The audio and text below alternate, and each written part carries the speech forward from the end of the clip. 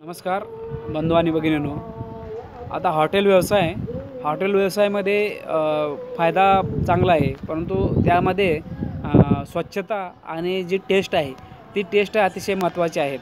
आता UP बिहारवरून येणारे जे लोक आहेत ते दाल तडका वगैरे अतिशय चांगल्या पद्धतीने बनवतात आणि एक जेवणाचे राईस प्लेटचे वगैरे रेट ते व्यवस्थित ठेवतात. त्याच्यामुळे त्यांचे इतर जे पदार्थ आहेत ते चांगल्या पद्धतीने चालतात.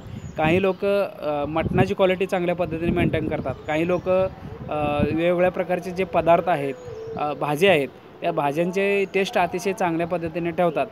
जर तुमचे रेट व्यवस्थित असतील आणि भाज्या चांगल्या पद्धती असतील तरी लोकांची गर्दी तुमच्याकडे होणार आहे. आज हॉटेल व्यवसायामध्ये सुद्धा प्रचंड प्रमाणात कॉम्पिटिशन झालेलं आहे.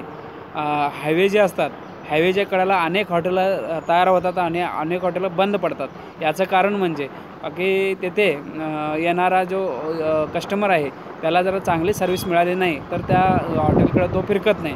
अशा पद्धतीने पूर्वीपासून ज्या हॉटेलने बस्तान बसवलेलं आहे, ज्या गर्दीच्या ठिकाणची जी हॉटेल आहेत ते अतिशय चांगल्या पद्धतीने चालतात. त्यांच्याकडे एक यशाचा फॉर्म्युला असतो, तो म्हणजे ते टेस्ट चांगल्या पद्धतीने देऊ शकतात, एक कारण. दुसरं कारण म्हणजे ते गजबजलेल्या ठिकाणी असतात, मोक्याचं ठिकाण असतं. आणि तिसरी गोष्ट म्हणजे लोकांची जी सर्व्हिस देण्याची पद्धत आहे ती अतिशय चांगल्या पद्धतीच्या असतात.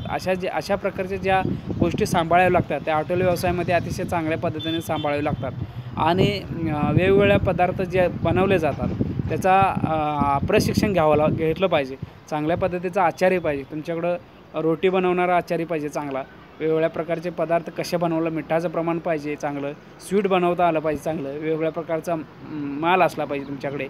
तर अशा पद्धतीचं जर नियोजन असेल तुमच्याकडे तर तुम्ही हॉटेल व्यवसायामध्ये यशस्वी होऊ शकता. आणि अनेक प्रकारचे हॉटेल मॅनेजमेंटचे कोर्ससुद्धा उपलब्ध आहेत.